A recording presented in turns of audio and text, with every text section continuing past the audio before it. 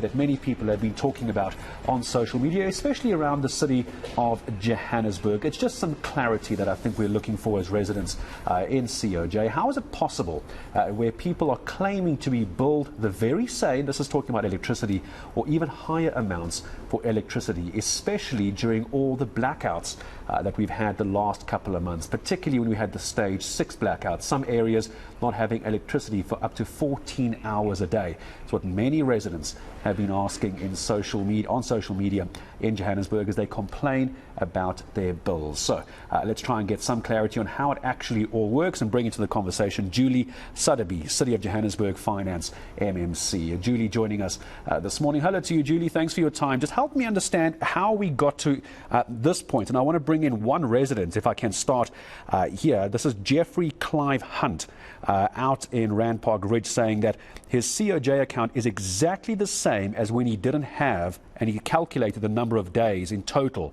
in hours. He didn't have 7 days worth of electricity, but his COJ account was the same. Help me understand the maths. Morning, Julie. Good morning, Gareth, and good morning to all the eNCA viewers and listeners. Thank you for giving me the opportunity to perhaps offer some explanation. At the outset, I would like to encourage Mr. Hunt to talk to the city specifically to discuss his specific issue, because not actually seeing exactly what it is that his issue is difficult to explain in specifics. But I can give a sort of generic answer. When power goes off, then obviously nobody's using any. But we've not had constant power off, 4 or 5 hours at a time. And if the power's been off for 7 days, every time the power comes back on again, and especially now with it being winter, the geysers will cool down quickly. So as soon as the power comes back on again, then that geyser has to heat up and get itself to its temperature on its own thermostat. So that would probably use more power than it would have done had the power not been off at all. And then it's a bit like starting your car. When you start your car, you use a lot of fuel to get the engine going. When you turn anything on, so like even without load shedding, when you switch your light on, there's a spike of power. And what could possibly be happening is when the power goes off, we probably forget to go turn everything off. And when the power comes on, especially if it's like 2 o'clock in the morning that the power comes back on again, we've left everything on and then everything turns on, and that's a huge spike that could possibly take place at that time.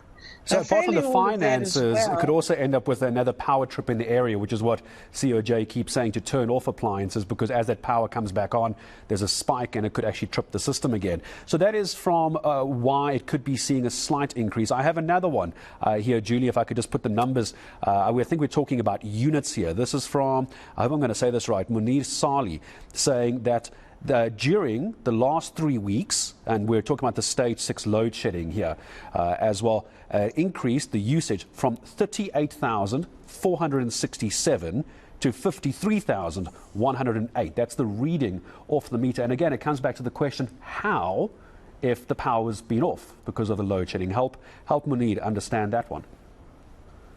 Okay, Gareth, so in that specific one, my best option at that point is to say that could be an estimate. I don't know for sure that that is an actual reading. So City Power is allowed to bill estimates for a period of 3 months. And the estimate is then based on your last 12 months worth of usage.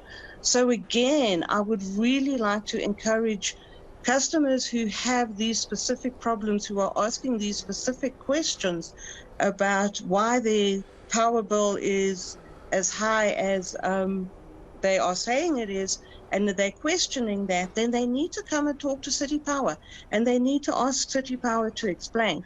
Yeah. So the best thing to do would be to request that City Power come and do an actual reading.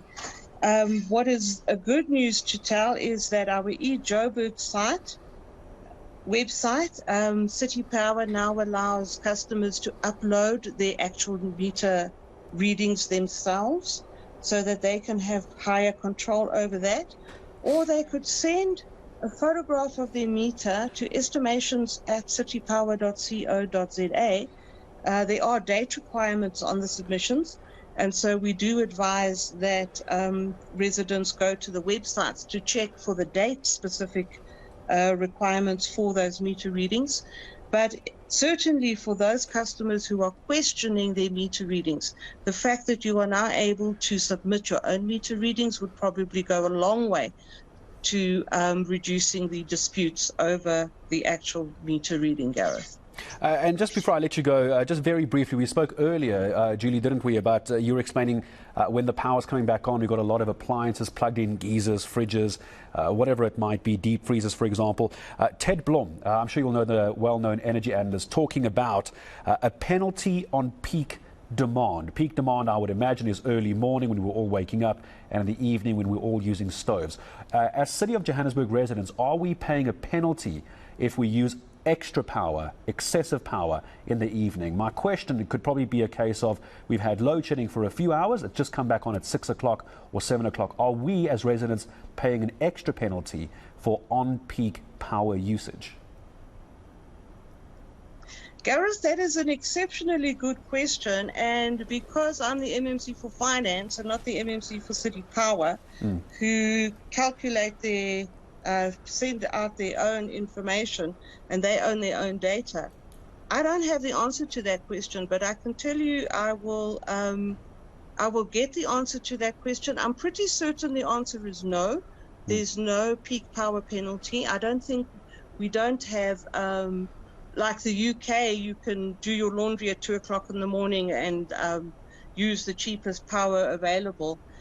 City Power's pricing, I would imagine, is not that sophisticated, but I can certainly find out, and via our communications channel offline, I will let you know, and you can let your listeners know whether we do charge penalty rates, but I'm pretty certain that we don't. Well, I appreciate it. We'll also do the follow-up with you. Julie, I appreciate your time in speaking to us. It is complicated, but I wanted to try and get some sense of how it could possibly be that some people are paying more for power when we've had all these power cuts. But Finance MMC for City of Johannesburg, Julie Suddaby, I appreciate your time coming on to explain as best as possible.